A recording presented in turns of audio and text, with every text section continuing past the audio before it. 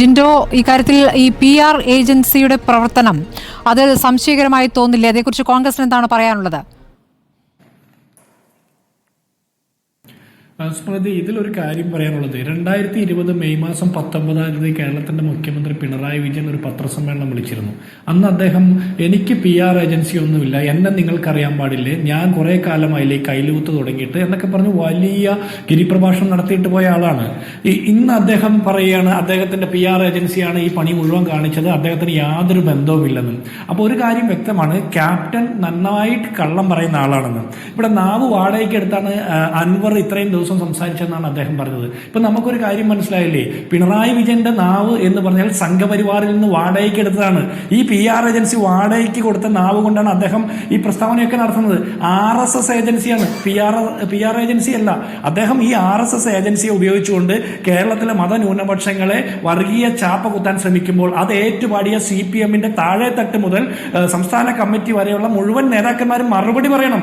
ഇന്ന് ഉച്ചവരെ പറഞ്ഞിട്ടുള്ള മുഴുവൻ ആക്ഷേപങ്ങളിലും നിരുപാധികം മാപ്പ് പറഞ്ഞ് മറുപടി പറയാൻ ഇവർ തയ്യാറാകണ്ടേ? ഈ PR ഏജൻസി നിരുത്തരവാദപരമായിട്ടുള്ള ഈ പ്രസ്താവന കൊടുത്തു എന്ന് പറയുന്ന PR ഏജൻസിക്കെതിരെ കേസെടുക്കാൻ കാരണഭൂതന് കരുത്തുണ്ടോ? അത് മറുപടി പറയണ്ടേ? ഈ പാർട്ടി ഉത്തരവാദിത്തം പറയണ്ടേ? ഇവിടെ ബലദേവ് പറഞ്ഞത് എന്താ, ഇന്നലെ വാർത്ത വന്നു ഇന്ന് തിരുത്തിയെന്ന്. അങ്ങനെയല്ല, ഇന്നലെ രാവിലെ വന്ന വാർത്ത ഈ നിമിഷം വരെ അവർ കാണാതെ ഇന്ന് ഉച്ചയ്ക്ക് ശേഷം അവർ അത് കണ്ടെത്തി തിരുത്തി എന്ന് പറയുമ്പോൾ 1.5 ദിവസം അത് ഇന്ത്യയിലെമ്പാടും ഓടി. നോർത്ത് ഇന്ത്യൻ സംസ്ഥാനങ്ങളിൽ മുഴുവൻ അത് ഓടുന്നുണ്ട്. നിങ്ങളുടെ ഈ തിരുത്ത് എന്ന് പറയുന്ന ഒറ്റക്കോളം വാർത്ത ഇനി കേരളത്തിലോ ഇന്ത്യയിലോ വേറെ എങ്ങും പിന്നീട് സംസാരിക്കില്ല. BJP-യുടെ സംസ്ഥാന പ്രസിഡന്റ്, കേരളത്തിലെ സംസ്ഥാന പ്രസിഡന്റ് അടക്കം അത് എൻഡോഴ്സ് ചെയ്തുകൊണ്ട് പോകുന്ന കണ്ടില്ലേ? അപ്പൊ ഇനി നോർത്ത് ഇന്ത്യയിൽ വരുന്ന ഇതിനെല്ലാം മറുപടി നിങ്ങൾ കൊടുക്കോ?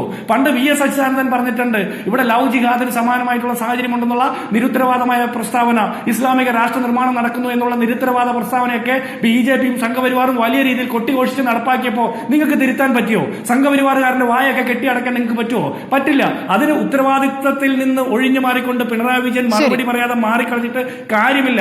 ബേസിക്കായിട്ടുള്ള ക്വസ്റ്റ്യൻ.